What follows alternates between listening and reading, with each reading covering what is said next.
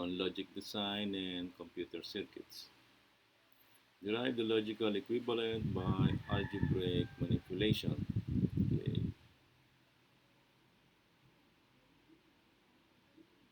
Dagdagan natin ito. Kasi kung puro solution lang ng algebraic manipulation, walang justification. So, nagiging malabo yung presentation ng solution.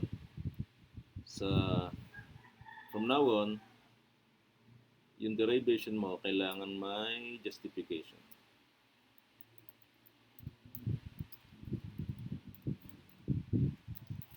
Justification means ano yung pinagbasihan mo. So, ang pagbabasihan natin ay yung properties ng Boolean algebra. So, meron tayong kopya nun. Ito. Properties of switching algebra. So, switching algebra is also known as Boolean algebra. So, balik na rin natin. So, nag-umpisa yan kay George Boole, yung inventor ng Boolean algebra. Kaya siya tinawag na Boolean algebra. Kasi si George Boole ang nag-invento niya. Then, in-apply siya sa computer circuits. Actually, hindi mo na computer circuits ang first application ito eh. Si Claude Shannon in-apply ito sa switching circuits sa telepono. Kaya tinawag niya itong switching circuits. Then from there, from a mechanical switch, ang sunod na application nito ay sa transistor. Because yung transistor ay first application nun is as a switch. So pwede siyang i-on and i-off electronically. Okay, so yun. Ginamit doon ay Boolean algebra. Then, nung in-apply siya sa switches, siya ay tinawag na switching algebra. So, ilagay na lang natin yung kung saan siya nanggaling. So, nanggaling siya sa Boolean algebra. Okay? So, ito yung mga properties na gagamitin natin may domination law. Okay, so nandito naman yung mga sample. So, ito yung mga equivalences. So, kung titingnan nyo, ito yung mga logical equivalences.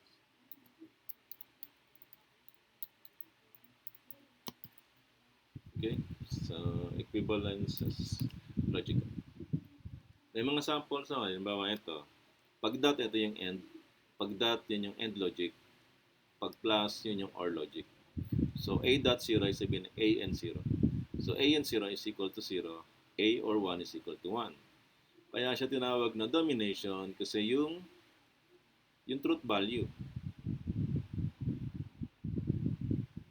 ang naiiwan, na tatanggal yung naka-cancel out yung variable. Ibig sabihin, kahit ano pa maging value, maging truth value ng variable, it doesn't matter. Kung ano yung kasama niyang truth value, halimbawa ito, naka-end siya sa 0, then siya ay 0. Naka-on siya sa 1, then siya ay 1. Doesn't matter kung ano pa maging value ng A. Okay? Pero pag naka-end naman ito sa 1, A and 1, hindi na domination yon. Kasi kapares ito, ayan, A and 1. So magkasama to, domination and identity. Pero kapag naka-end naman siya sa 1, sa truth value na 1, then this will depend kung ano yung value ng variable. Same thing as kung naka-OR sa 0. This will depend kung ano yung yung truth value ng A, ng variable. Okay? So magkasama dapat. Domination law and identity law. Pag domination, nag-dominate yung truth value, it doesn't matter kung ano yung value ng variable. Pag identity, okay, ang nanaig, ang ginamit ay yung kung ano yung truth value ng variable, yung A. So, baliwala itong naka-end sa kanya o naka-OR sa kanya na truth value. Okay, idempotent. Pag idempotent naman, ayan, makikita nyo na pareho. Diba? Parehong variable ang naka-OR, parehong variable ang naka-end. So, pag ganyan ang nangyari, it is logically equivalent to that variable. So, hindi mo na kailangang i-or, hindi mo na kailangang i-end. Ang tawag doon ay idempotent. Okay, complement. What if parehong ang variable, di ba? Pero yung isa naman is the complement of that variable. Ibig sabihin ng complement is the inverse of that variable. Okay? So, complement law ang tawag doon. Tawagin lang natin inverse para mas madali. Okay, so inverse. Pero siyempre, hindi naman tayo magiging irresponsible. Ilalagay natin dito, also known as complement. Okay. So, ito naman. So, kung yung domination at identity ay magkasama, ito namang idempotent at inverse ay magkasama. Okay, bakit magkasama? Kasi pareho eh. Parehong variable ang naka-or at naka-end.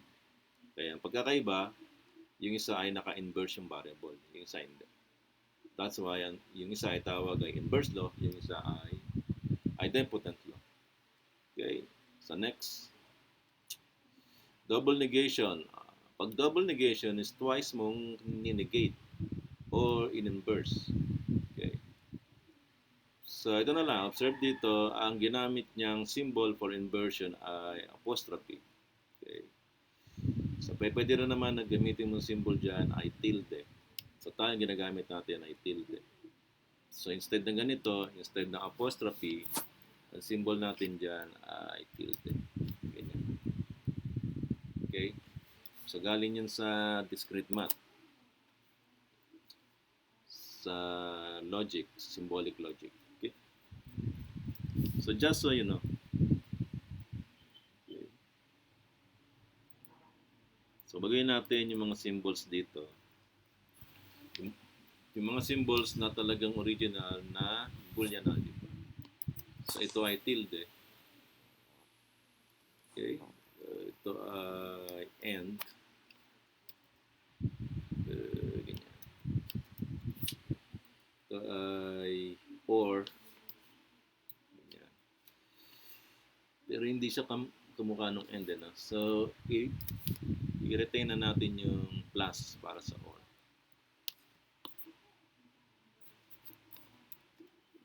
Ito ay ganyan. Correct.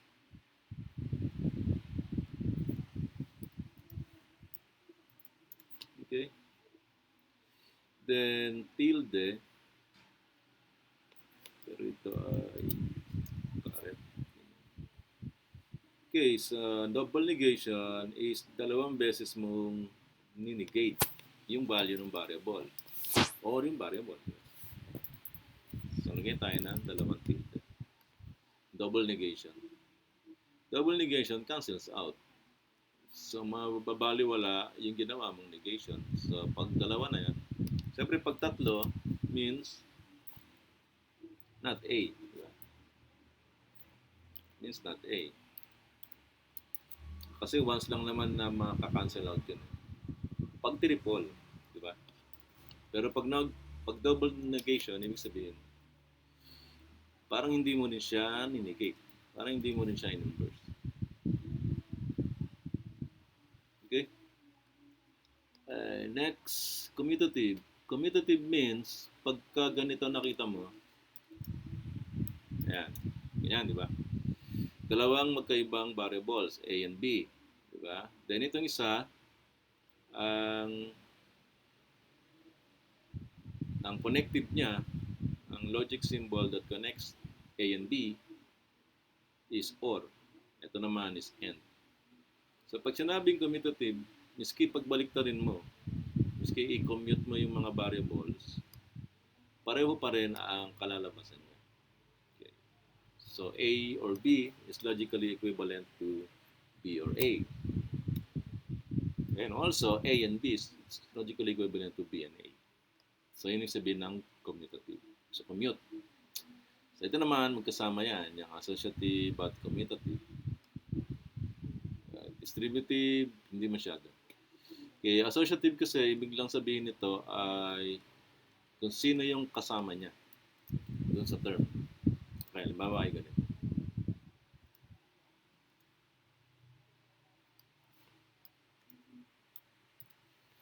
So, mapapansin nyo, ito, may naka-parenthesis, di ba? Okay, so, isang variable na A na hindi naka-parenthesis kasi nag-iisa lang siya. Then, dalawang variables B saka C na naka-parenthesis. Okay? So, kapag ganito nakita nyo na naka-parenthesis, ang isipin nyo agad yung this evaluates into a single value. So, ang ibig sabihin lang, pag naka-parenthesis na yan, pag naka-parenthesis sila, kahit sila ay dalawa or marami pa yung nasa loob ng parenthesis, ang value niyan isa lang. So, ibig sabihin, pagka naka-parenthesis na ganyan, i-consider niya siya as one entity lang. So, parang isang variable lang yan. Okay?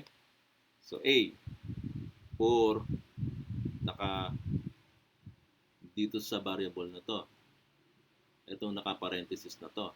So, i-consider mo to as isang entity lang. So, si A ay naka-OR dito. Okay? So, dahil pareho yung logic operation nila dun sa labas at sa loob, pwede mong pagpalitin ang association yan. Pwede nga kasama ng A ay si B. Pares na nangyari dito. So, pwede mo lang gawin yan. Okay, again, pagpareho ng connective. Pagpareho ng logic operation. Pero pag magkaiba, hindi mo pwedeng gawin yan. Pwede mong gawin doon na distributive, pagpareho naman ng variable. Pero ito kasi magkakaiba ng variables, di ba? Okay, pero ang pinaka-identifying dyan, ang pinaka-indication mo dyan, ay pareho ng logic operation. So, pareho ng operand. Pag pareho ng operand, pwede mo silang pagpalitin ng association. Okay? Distributive law. Pag distributive law, ito yung kabaliktaran ng factoring. Okay, so observe. Pares nito, A and tapos may naka-parenthesis na B or C, di ba? Then A or, then may naka-parenthesis na B and C. Okay, ibig sabihin niyan, pag ganyan, na-factor na yung A and. So, pag factoring, hindi lang yung variable, pati yung operand, kailangan common ng dalawang ito, ng B or C. Same thing din dito, pag ganyan ang nakita nyo, na logical expression, ibig sabihin nito, yung A or ay common factor ng B at C. Okay? So, kaya ganito ang nangyari dyan. Okay. So, ang kabaligtaran ng factoring ay distribution. Okay? So, nakita nyo yung A and. Ayan. Na-distribute siya sa B and C. A and, i-distribute mo sa B, kaya magiging A and B. A and, distribute mo sa C, kaya magiging A and C. Then yung matitirang symbol dun sa pagitan, yung nag-connect sa B and C, ay yung OR, yun na magko-connect dito sa dalawang logical expressions na to. Okay? So now, ma-observe nyo, kung babalik ta rin naman natin, pag i-reverse naman natin, diba? A and B, or A and C, mapapansin nyo, may common factor dito. Yung A, saka yung N. Okay, again, pag mag-identify ng common factor, hindi lang yung variable, pati yung operand. So, ang common dito ay A and. A and. Okay, so ilalabas nyo yung common factor, then ilalagay nyo sa parenthesis yung mga terms na naiwan. So, ang maiiwan dito ay B or C. Tawag doon na ay distributive law. Ang kabaligtaran ng distributive ay factoring. Okay, so, baka may makita tayo dito. Wala ditong factoring. Okay, so pagka-factoring, tatawagin nating reverse distributive. Okay. Pag-associative, walang reverse niyan. Pag-commutative, walang reverse niyan. Double negation, reverse double negation. So, kapag nakita tayo ng A is also the same as double negation A. Pwede yun. So, pwede tayong makagawa ng mga reverse property. Pero, wag na muna yun. Nasabi ko lang sa inyo na pwede. Okay, absorption law. Pag absorption law naman ay ganito. So, sa unang tingin, akala mo ay distributive law ang gagawin mo rito. Di ba? Di ba? Kasi magkapareho eh. Merong common na variable. Pero again, ang sabi ko sa inyo, kailangan pati yung operand ay common. Ito, ang operand dito ay and. Pero yung nasa loob ng parenthesis, ang operand ay or. See? So, walang common factor to. Kasi ang pareho lang nila ay yung variable, pero yung operand nila magkaiba. So, para sa sabi ko sa inyo, sa factoring, kailangan pati yung operand ay parehas. Dapat pati yung operand ay common sila. May common operand. Okay? So, variable and operand. Ito wala. Kaya nangyari dito ay absorption. Ibig sabihin ng absorption, wala nga silang common factor. Pero dahil pareho yung variable na nasa labas at nasa loob, kahit magkaiba yung operand, i-absorb yung variable na magkapareho sila. Magiging siyang A. Kaya ang proof nito ay kung gagamit ka ng logic. Halimbawa, ilalagay mo yung A at B, mag-assume ka ng mga logical values nila, ng truth values nila. Then pwede mong ma-prove that absorption law is true. Okay? So sa ngayon, ang pwede mo lang gawin ay tandaan. Kapag nakakita ka ng ganyan, pag inisip mo na pwede kang mag-distributive, okay? So ang gagawin dito, magdi-distributive ka, di ba? A, and ganyan. Pero kapag magkapareho naman sila ng operand, halimbawa may nakita kang ganyan, di ba? Pwede mo silang gawing common factor, so ang matitira na lang dyan ay A and B. Okay? Pero pag ganito, ang matitira dito ay A na lang. Okay, na magbaganap tayo. Magkapareho ng variable na nasa labas at nasa loob. Okay, walang example dito na ganun.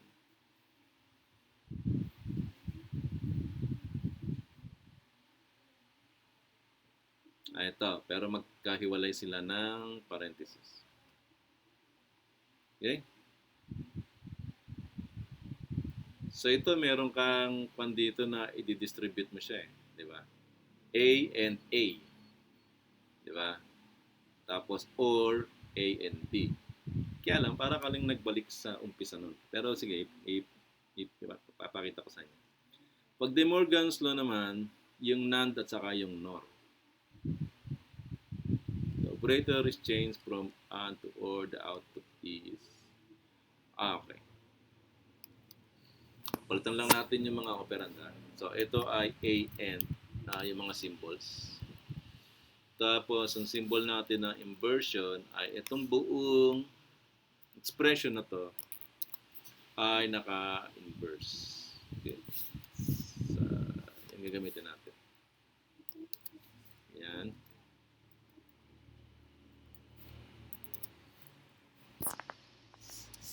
Okay. Then,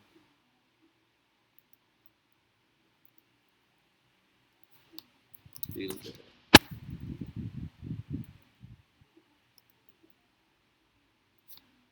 Okay.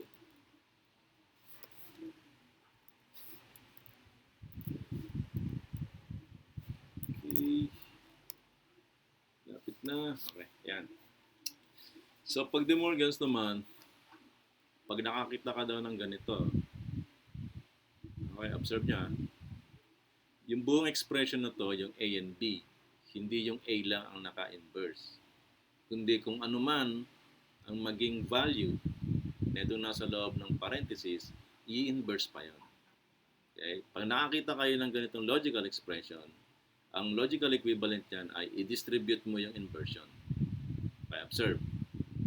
Kabaliktaran ng A, then not A, di ba? Kabaliktaran ng AND logic or logic. Kabaliktaran ng D, not D. Okay? So kapag tinesting mo yan sa truth table, makikita mo that they are logically equivalent. Yan ibig sabihin ng De Morgan's Law. Okay, mayroon pang isa. So instead naman na and ang nasa loob ng parenthesis, ang connective nila ay or. So same thing, kapag nakakita ka daw ng ganyan, pwede mong i-distribute yung negation at makukuha mo yung logical equivalent niya. So and A, yun yun. Not A, so ito. Then not or, and yon pag not or. Then not B, not B. Okay? So yan ang De Morgan's Law. Okay, so yan ang mga properties na gagamitin natin para ma-derive yung logical equivalent nito. Okay? Answeran natin. So, unahin natin yung nasa loob ng parenthesis, x or y. Okay? Wala na tayo magagawa dyan. Di ba? Yan na yung simplest form niya. So, yung nasa labas ngayon. X and x or y. Okay? Observe. Pareho ng variable, yung nasa labas at nasa loob ng parenthesis, pero magkaiba ng operand. Okay, may nakita tayo niyan, di ba? Yung absorption law. Ayan. Pareho ng variable, yung nasa labas at nasa loob ng parenthesis, pero magkaiba ng operand. So, by absorption law, ibig sabihin, magiging A na lang siya. Kung ano man yung magkaparehong variable. So, dito sa example na to, magkapareho yung x variable, pero magkaiba sila ng operand. Yung nasa labas ay x and, yung nasa loob ay x or. So, by absorption law, so ganito ang justification. Ilalagay mo yung ginamit mong property. Okay, so by absorption law.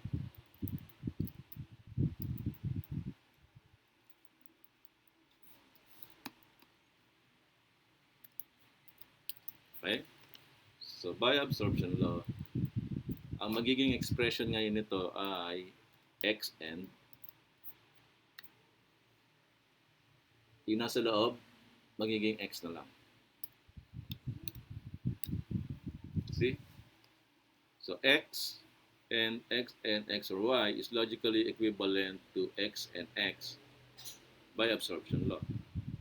Okay, so according to absorption law, magiging x and x na lang siya.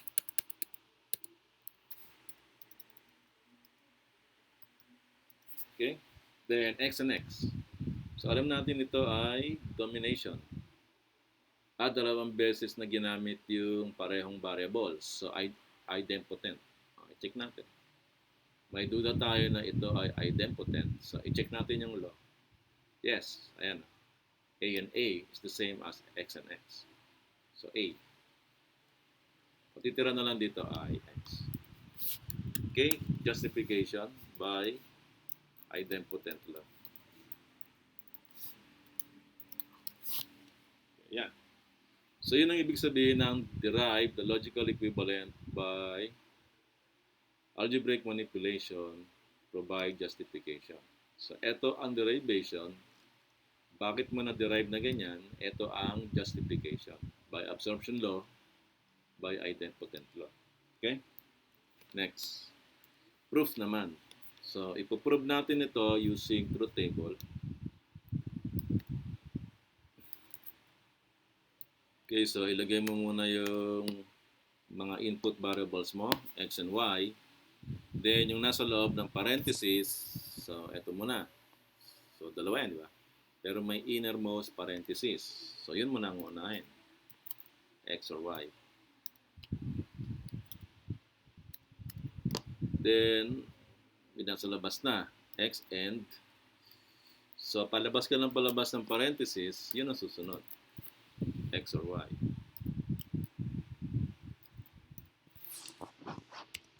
Okay? Then, yun ang ating expression na. So, ang gawin na lang natin para hindi maraming sinusulat kasi pwedeng humaba itong logical expression na ito. So, ilagay na lang natin dito E is equal to. Okay? So, yan na lang.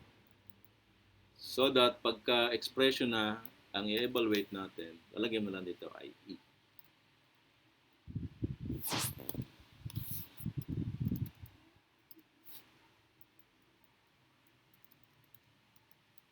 Okay?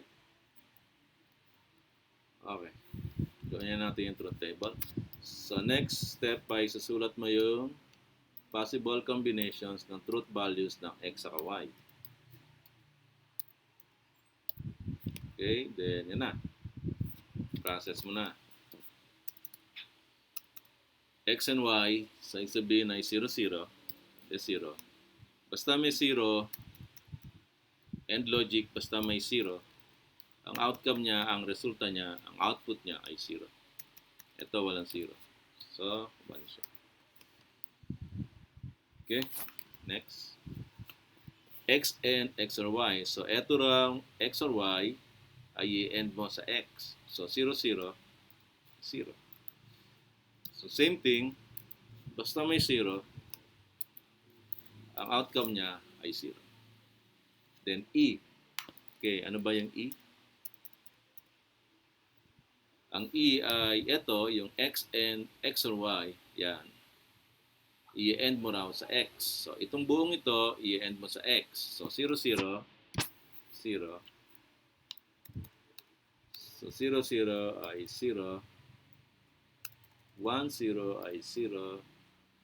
1, 1 ay 1. Okay? So, i-check natin if this is true.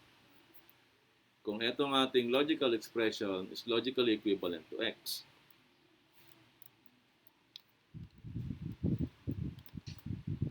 Okay, so highlight lang natin. Ito yung ating logical expression. Sa truth table siya ay 0, 0, 0, 1. So, i-check natin yung X. Pag 0, 0, 0, 1 din yung X, then yun na ang ating proof. So, this is correct. Our logical expression is logically equivalent to X. So, 0, 0, 1, 1. Okay, so check natin.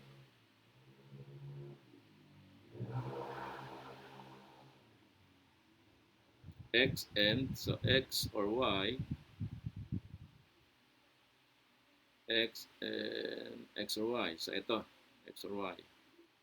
So, 0, 0, 0, 0, 0, 0, 1, 0, ay 0. Then 1, 1 is 1. Okay? They're not logically equivalent. Okay, check lang. 0, 0, 0, 1, 1, 0, 1, 1. Then X or Y, 0, 0. Okay, dito mali.